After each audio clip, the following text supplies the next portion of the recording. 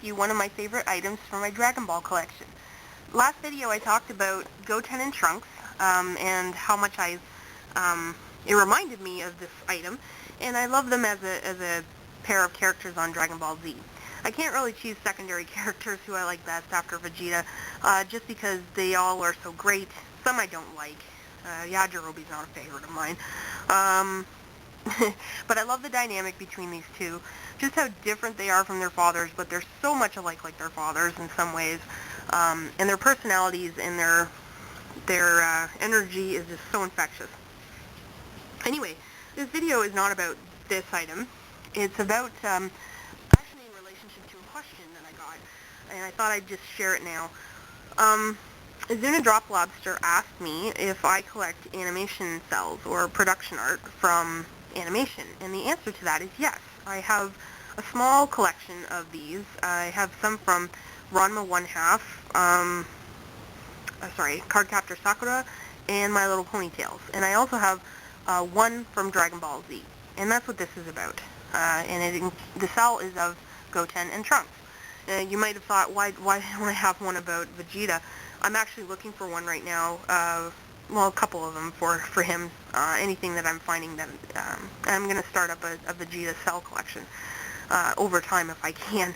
It's just, cells they're great, but they can be quite a bit of a responsibility to have, and there's things to consider when you buy them.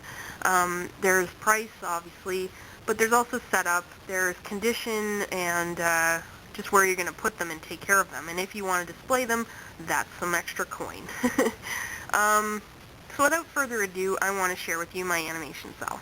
But before I do, just let me say, the very first Dragon Ball movie that I ever saw was Broly's Second Coming, and as you know, Trunks and Goten were the stars of that in the first half of that movie, and there were some great scenes in it, and I'd never seen Broly before, so I didn't know who he was, but I enjoyed that movie quite a bit, and that was many years ago.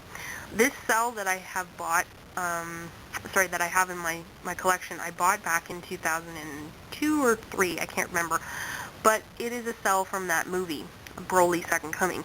So let me share it with you. This is my animation cell, guys. I hope you can understand just by looking at it why I love this cell so much. I think it embodies the personalities and relationship between Goten and Trunks as friends, and who they are, brilliantly.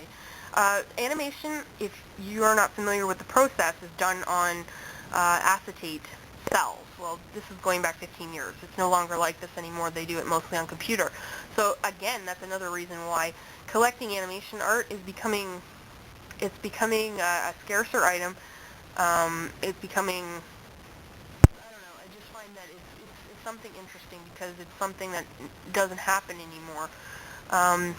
And I love the fact that I can still own a piece of my favorite anime. There's many other animes I love today that I can't collect animation art because it's all done on the computer.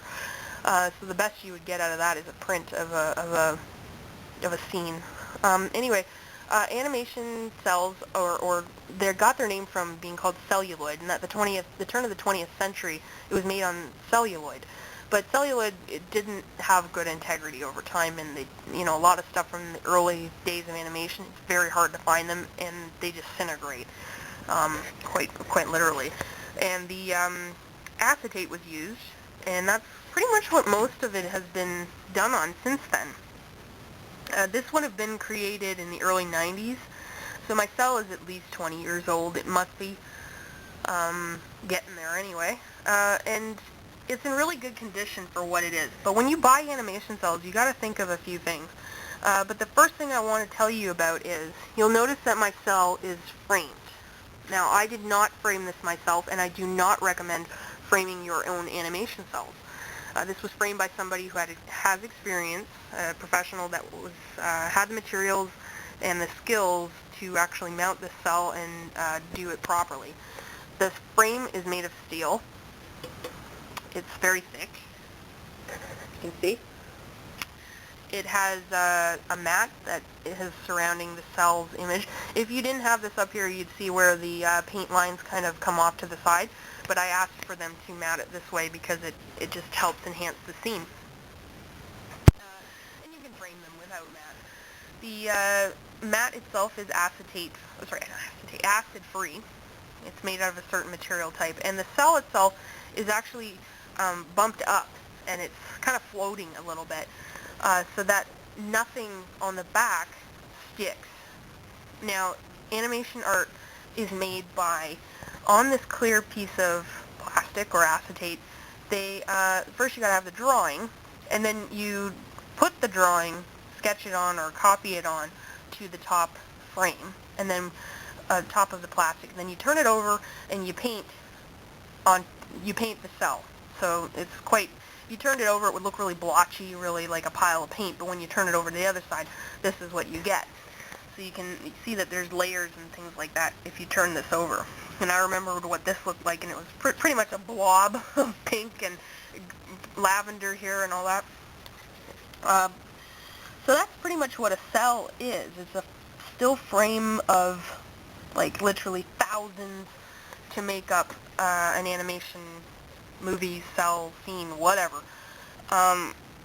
Goten and Trunks, in this particular scene, to me just embody who they are. Goten, you can see kind of like his father's face almost in his eyes, just the excitement, the youth, the vibrance, and just how he's really excited and about an idea that obviously Trunks has come up with. This is the scene from when they are plotting against defeating Broly. So you can see that, you know, Trunks is like, come on, we're going to be there. And he has a bit of a smirk like his father, Vegeta, does. And it's brilliant. I love this cell. I say that a lot, I know, but there's just so much great things that Dragon Ball produces. And this is one of them, so I always smile whenever I see this cell. And this is kind of what you want. You want to find a scene or a cell that, you know, has a really good facial expressions. You know, there's many out there that obviously don't because they got to capture the action, but that doesn't necessarily mean they're bad. This is an A1 cell, or I think it was an A-type cell, and what that means is that in the corner here there's a marking with an A and a number, and that means that this was drawn by one of the key animators, so it's always a little bit better than the in-between cells, which are meant for motion captures. This particular cell cost me quite a bit, but I'm not regretting it whatsoever. I've seen it recently where the Trunks is a little bit more smushed up, and Goten his eyes are not looking straight ahead, they're a bit more to the side, with his mouth being a little bit more when he's going to start talking. Oh, I should also mention other things about framing. I'm sorry. The glass on this is made of special filtering, and it has UVA and UVB protection.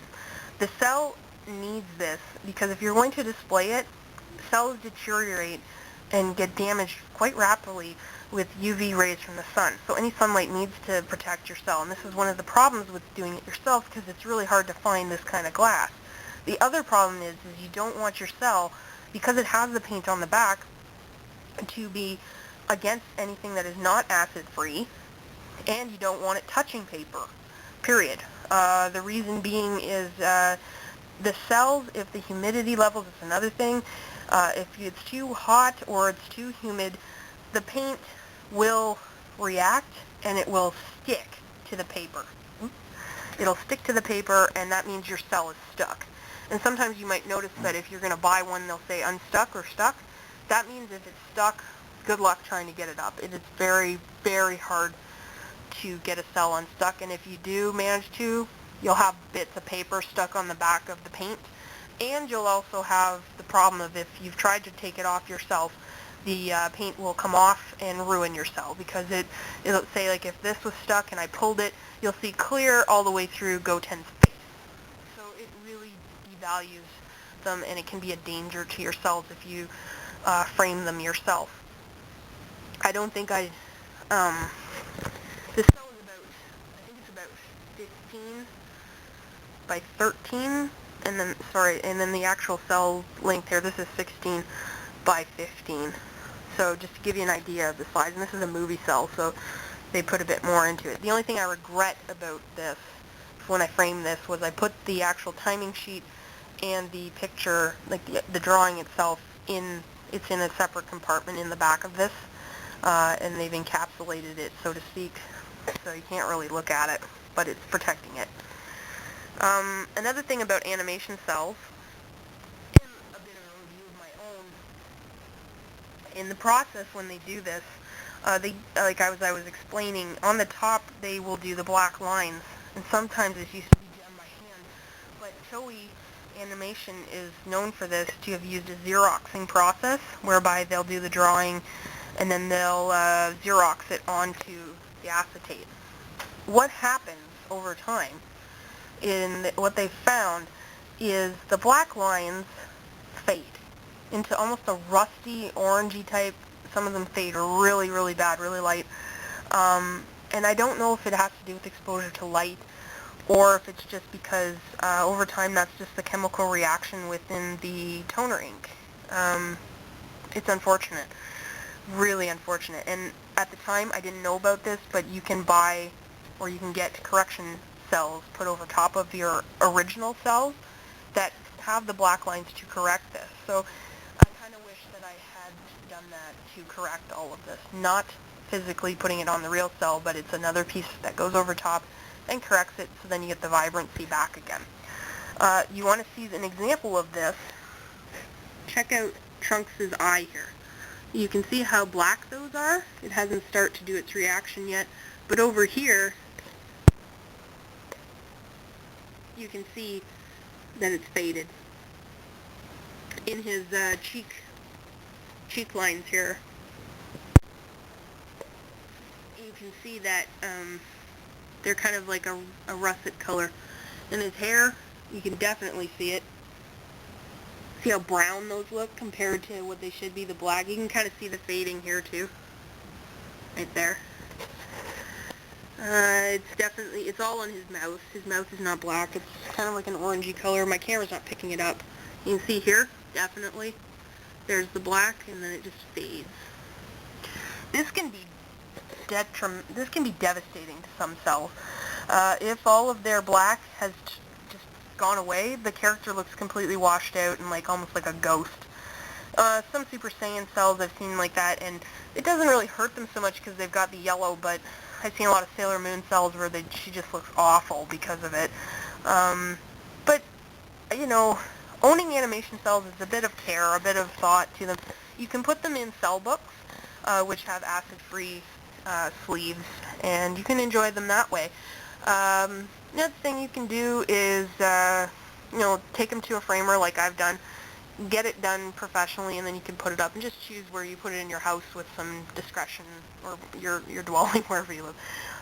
Mine never ever sees direct sunlight, and I've got it in a spot where I try and make sure the humidity isn't killing it, or I pack it away.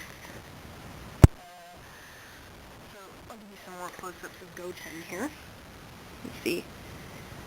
The only thing that was really wrong with my cell when I bought it, and I kind of freaked out later on, was this. There's a bit of some kind of strange glumping on the paint there, but that was a reaction to the paint after many years. It's interesting to see when you get a cell up close, how they paint it in Japan is so amazing how they can do the art shading up close. And if you can see, I don't know how close they do it. It's really great to learn and to study from this. And you can see in Goten's eye here, there's the true black paint. But then the outline of his eye, you can see that kind of orangey, browny color. This scene is just so great. Goten and Trunks. If you have any questions about collecting animation art, or about this cell, or about anything in general related to animation, or just if you have a question for me, please leave it in the comments section below, and I'll be more than happy to help and answer your questions. Thanks for joining me, guys, and until next time, bye!